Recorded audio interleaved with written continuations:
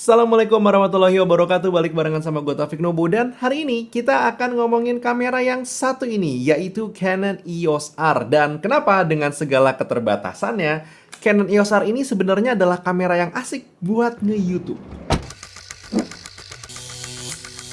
Oke, video ini gue bikin tanpa disponsori oleh Canon, jadi emang pengen gue bikin aja. Dan gue pengen cerita sebenarnya, sharing experience gimana pengalaman gue selama 3 bulan terakhir menggunakan si Canon EOS R sebagai main driver gue untuk ngebikin video. Kecuali mungkin sekarang, karena ini lagi pakai Asus Zenfone 6. Awal keluar emang kamera ini dicaci banget karena tidak hadirnya IBIS, ngerekam 4K itu ada 1,8x crop, 120 fps-nya cuman bisa di resolusi 720p, memory card slotnya juga cuman satu, dan sensornya bisa dibilang sensor lama. Tapi di akhir tahun 2019, gue mulai ngeliat satu buah tren kalau banyak fotografer dan videografer, terutama di luar negeri, bikin video di YouTube kalau mereka switching dari brand apapun yang mereka pakai ke Canon EOS R. Dan alasan mereka sebenarnya cukup simple, yaitu image quality. Gue sendiri awalnya nggak ngerti apa sih yang dimaksud dengan image quality, sampai akhirnya gue ngeliat satu buah instastory dari Jesse Driftwood. Di sini gue nggak ngerti kok ada ya satu buah kamera yang gambarnya bisa kayak begini, tajam tapi soft, warnanya pop keluar, atau lebih tepatnya lagi bahasa gampangnya kalau kata anak-anak zaman sekarang,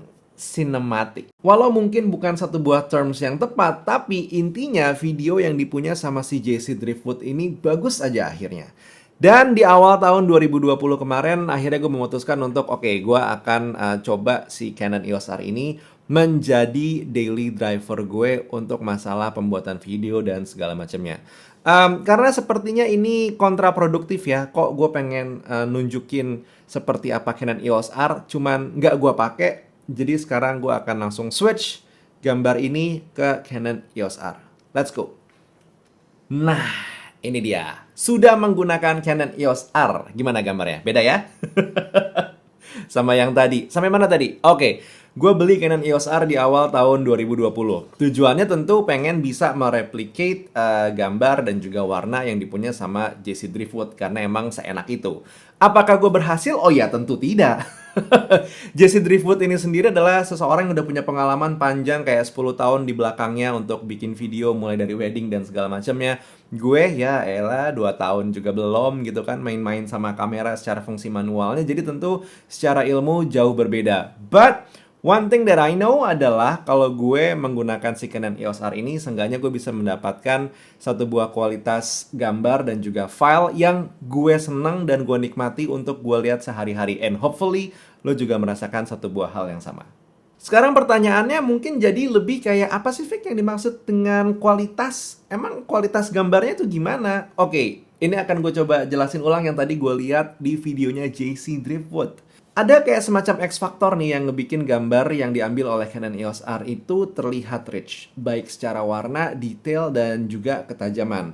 Benar bukan yang paling tajam seperti yang dimiliki oleh kamera Sony misalkan, tapi lagi-lagi antara softness dan juga sharpness yang dimiliki sama Canon EOS R ini looks very very exciting. Dan belum lagi si Canon EOS R ini juga didukung sama satu buah bitrate yang besar. Sebagai contoh, kalau lo ngerekam 4K, bitrate Canon EOS R ini 480 megabit per second. Kalau lo ngerekam FHD+, bitrate-nya itu adalah 180 megabit per second. Kalau lo merekam 720, bitrate-nya itu dapat 160 megabit per second pada 120 fps. Dan ini lebih besar dibandingkan dengan kamera-kamera yang selama ini banyak gue gunakan atau umumnya digunakan oleh banyak orang. Terus maksudnya kalau si bitrate gede itu emang fungsinya apa, Vic? Kalau untuk penggunaan gue, tentu pas gue lagi ngewarnain video si Canon EOS R ini, jadinya nggak gampang rusak. Itu yang pertama. Dan yang kedua adalah, selama ini gue selalu ngerekam di mode 1080, tapi gue bikin sequence-nya di editor gue itu adalah 4K, dan gue export secara 4K. Tapi hasilnya aman. Dan lo tidak bermasalah dengan 4K, tapi base filenya adalah 1080. Di mode videonya, si Canon EOS R ini juga sudah mendukung C-Lock atau mode locknya Canon, di mana saturasi dan juga kontrasnya itu kayak ditekan supaya kita bisa dapetin dynamic range yang lebih besar lagi. Walaupun emang pada dasarnya Canon EOS R sendiri secara dynamic range bukan yang paling wah. Masih kalah lah sama Sony, gue akan akuin kalau itu. Tapi satu hal yang menyenangkan adalah penggunaan C-Lock di Canon EOS R ini hitungannya lumayan gampang diwarnain. Lo tinggal naikin kontras dan juga saturasi sedikit, lo udah punya base yang lumayan oke.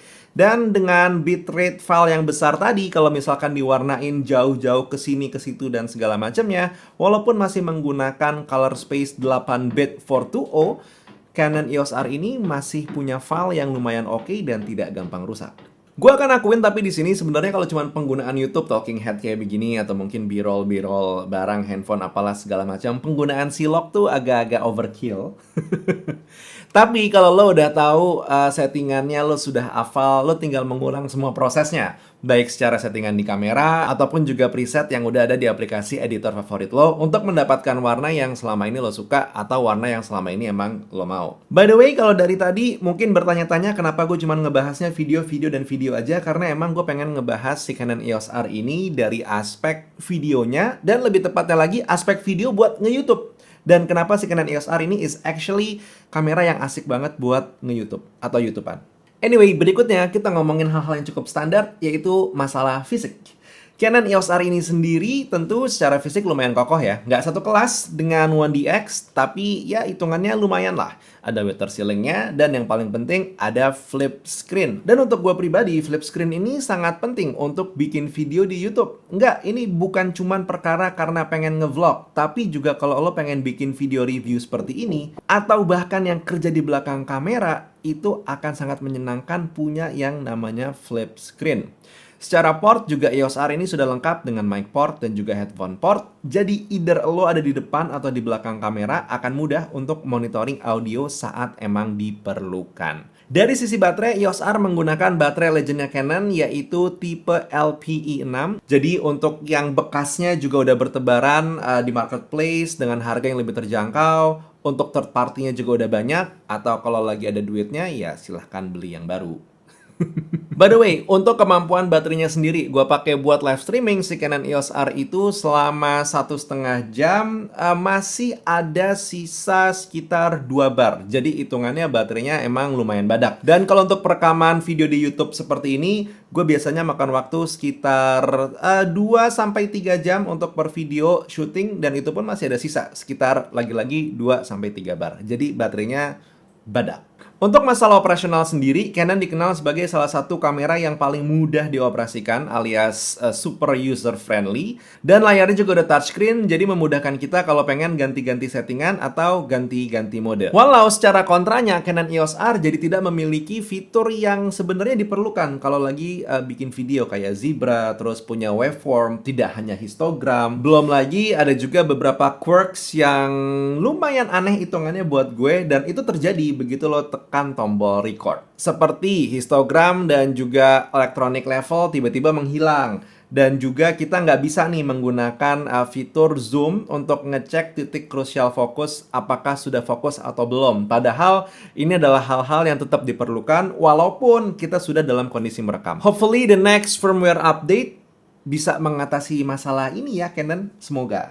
Secara autofocus, Canon sebenarnya di tahun 2020 bahkan dari tahun 2019 kemarin sudah bukan lagi pemain tunggal yang punya kamera dengan autofocus yang sangat bagus. Sony is really keeping up their game. Tapi emang menurut gue pendekatan autofocusnya Canon dan Sony berbeda. Kalau autofocusnya Sony tuh kayak cepet gitu, kayak set gitu, langsung ngeblok fokus, jadi emang agak patah. Sementara kalau Canon pendekatannya si dual pixel autofocusnya ini walaupun tepat, tapi kayak ada fokus rackingnya gitu, jadi pelan, soft, nggak langsung yang patah fokus begitu aja. Either way, tergantung lo lebih terbiasa menggunakan jenis autofocus yang seperti apa. Gue sendiri saat ini preferensinya lebih menikmati menggunakan autofocus ala Sony. Tapi, with that said, selama autofocusnya bekerja dengan baik, gue nggak bermasalah. Dah. Terakhir yang bakal kita bahas dari Canon EOS R, kenapa kamera ini sebenarnya menyenangkan banget buat dipakai YouTubean adalah masalah perlensaan. Yeay, lensa! Karena kalau kita ngomongin kamera yang bisa digonta-ganti lensanya, ya tentu ya nggak bisa. Kita nggak ngomongin sistem perlensaannya. Canon EOS R sendiri ini menggunakan satu buah sistem lensa yang baru, yaitu namanya lensa RF. Dan gue bisa bilang RF lens is actually one of the best line-up for now. Walaupun memang line-up-nya belum terlalu luas, masih sedikit. Tapi literally, they have some of the best professional lenses. Mungkin opini gue tergiring oleh YouTuber-YouTuber luar negeri. Tapi, coba dengar. Lensa 15-35mm f2.8L, tapi IS, ada image stabilizer-nya. Ini belum pernah ada sebelumnya dan Canon berhasil mengembangkan sistem ini.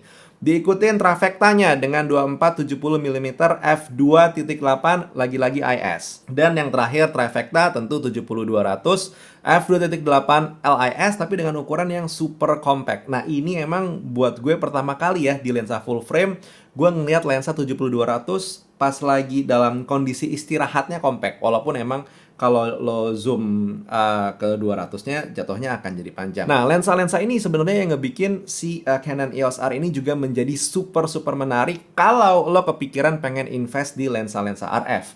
Masalahnya lensa RF itu kan lumayan mahal ya. Secondnya aja 15-35mm f2.8 itu mulai dari 28,5 juta. Dan kalau lo pengen memulai YouTubean menggunakan Canon EOS R, I'm pretty sure mungkin lensa RF itu bukan salah satu inceran lo. Akhirnya kita mulai ngeliat ke lensa-lensa legasinya Canon seperti lensa EF, di mana secara harga ini sudah jauh lebih terjangkau. Setiap kali kita ngebeli Canon EOS R, biasanya nih, second atau baru, kita akan mendapatkan satu buah adaptor dari EF ke RF. Nah, inilah yang ngebuka pintu kita untuk menggunakan lensa-lensa EF, mulai dari 16-35 L series, atau mungkin 50mm f1.8 si Nifty 50, atau mungkin si Macro 100mm yang selama ini udah lo koleksi. Intinya adalah, kalau lo memang sebelumnya sudah shoot with Canon dan udah punya koleksi lensa EF, Canon EOS R ini tidak akan menyebabkan lensa-lensa lama lo itu hanya menumpuk debu. Enggak. Kalau mau lo ganti ya silahkan dengan si RF. Cuman kalau tetap mau stay menggunakan lensa yang sama pun masih bisa. Apakah ada kelemahannya? Secara AS tetap jalan, secara autofocusnya juga berjalan baik. Satu hal yang gue perhatikan, tapi sepertinya adalah untuk masalah vignette yang akhirnya lebih terasa kalau menggunakan si adaptor EF to RF. Tapi mungkin lo yang lebih ngerti secara teknis, boleh benerin gue di bawah kalau emang ternyata asumsi gue salah. Tapi gue berasumsi selama ini seperti itu. Pada akhirnya, apakah Canon EOS R ini adalah kamera yang sempurna? Jawaban gue enggak. Tapi perpaduan antara lensa yang profesional grade tapi harganya terjangkau, dan juga body yang walaupun tidak semurah Sony A7 atau Sony A7 II, tapi sudah memiliki beberapa fitur-fitur utama yang diperlukan saat ini, ya Canon EOS R jawabannya. Karena memang mungkin cukup mudah ya untuk kita beli nabung beli body. Cuman begitu kita ngomongin lensa, nah harganya ini nggak main-main. Emang ribet sih, begitu kita punya kamera yang lensanya bisa dipisah-pisah tuh, BM-nya tuh terlalu banyak gitu kan. Balik, ini sesuai dengan kemampuan kantong masing-masing. Tapi satu hal yang pengen gue tahu adalah, kalau andalan gue untuk kerja sekarang adalah EOS R, andalan kerja lo kameranya apa? Tulis di kolom komentar. I wanna know, I wanna listen. Dan apakah menurut lo setup yang lo pakai sekarang itu adalah setup terbaik? Ataupun kalau misalnya ada keluhan, keluhannya apa? Karena gue sendiri sebenarnya punya keluhan dari si Canon EOS R, dan beberapa sudah gue sampaikan tadi di videonya. Jadi silakan cek beberapa menit ke belakang. Anyway, that was the video for today. Jangan lupa jawab pertanyaan yang tadi gue tanyain, and please do hit like kalau emang lo suka sama video ini. Klik subscribe, turn notification on, and I guess I'll see you in the next one. Taufik Nobo cabut. Assalamualaikum warahmatullahi wabarakatuh. Skadu.